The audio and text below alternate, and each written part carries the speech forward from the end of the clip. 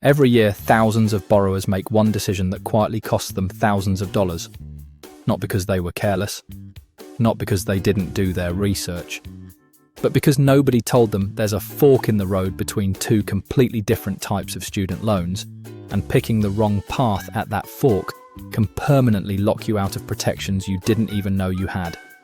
If you've been told to just consolidate your student loans without anyone asking whether they're federal or private first, this video is the one you needed before you signed anything. Before we go further, a quick disclaimer. This video is for general educational purposes only and is not financial or legal advice. Loan terms, programs, and eligibility rules change, so always confirm current details directly with your loan servicer or at studentaid.gov before making a decision.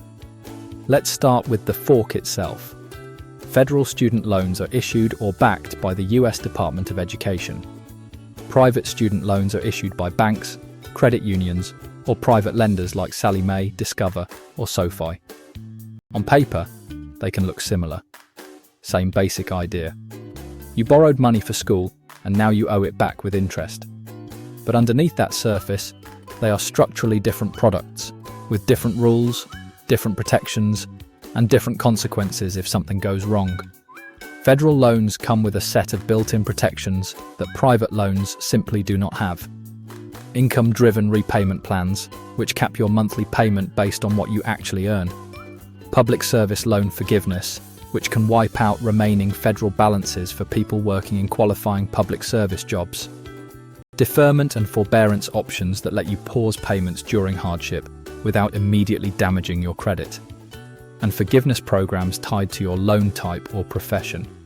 Private loans have none of this by default. What you get instead is whatever your individual lender's contract says, and lender contracts vary enormously.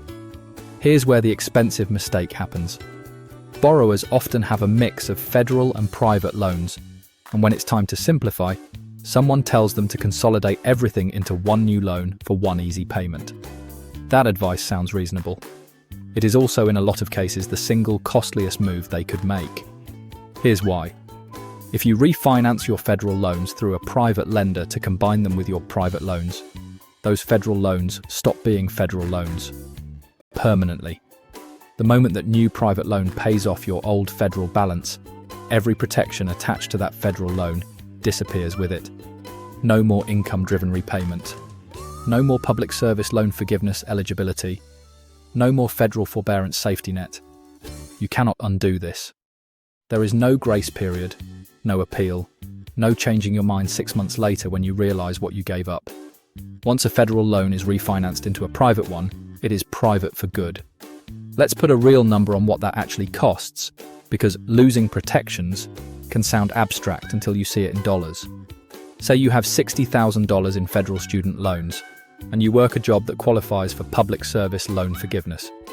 Under that program, after 10 years of qualifying payments, your remaining balance is forgiven entirely.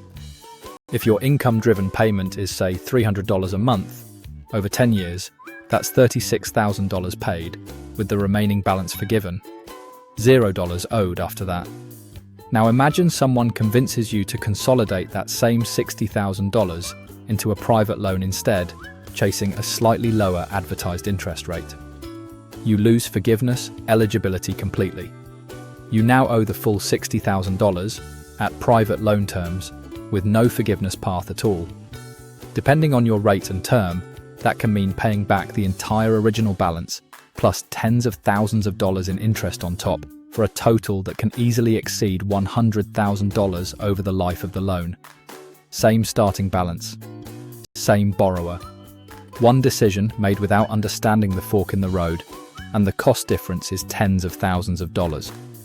This doesn't mean private consolidation is always wrong. If you have private loans mixed with other private loans, and no federal protections are in play, consolidating or refinancing those private loans together, ideally at a lower rate, can genuinely save you money with no downside. The mistake is treating federal and private loans as if they're the same category, and combining them without understanding what you're giving up. So what should you actually do? Start by identifying exactly which loans you have. You can see every federal loan you hold by logging into your account at studentaid.gov. Anything not listed there is private, and you'll need to check your private loan statements or your lender directly to see those terms. Once you know your mix, the general guidance looks like this. If you have federal loans, and you may ever want access to income-driven repayment, public service loan, forgiveness, or federal hardship protections, keep those loans federal. If you want to simplify multiple federal loans into one, look into a direct consolidation loan through the Department of Education, which combines federal loans without converting them to private ones, so your protections stay intact.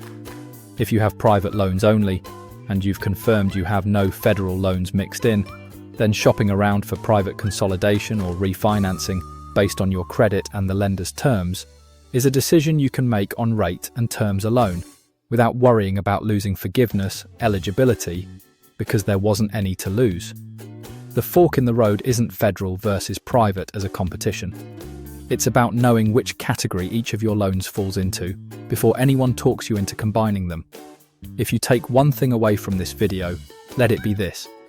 Before you consolidate anything, confirm in writing whether each loan is federal or private, and understand exactly what protections, if any, disappear the moment you refinance. That single check can be the difference between a loan payoff plan that costs you tens of thousands of dollars less. For the most current and accurate information on your specific loans, always go directly to studentaid.gov or speak with your loan servicer before making a decision. If this helped make sense of a decision that trips up a lot of borrowers, you know what to do. And if you're curious what happens when you mix in specific lenders like Sally Mae, that's coming up next.